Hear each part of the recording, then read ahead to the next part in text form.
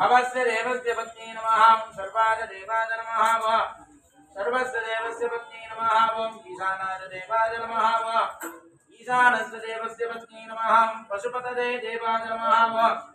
पशुपते देवस्य पत्नी नमः रुद्राय देवाय नमः रुद्रस्य देवस्य पत्नी नमः उग्राय देवाय नमः उग्रस्य देवस्य पत्नी नमः भीमाय देवाय नमः भीमस्य देवस्य पत्नी नमः महते देवाय नमः महते देवस्य पत्नी नमः श्री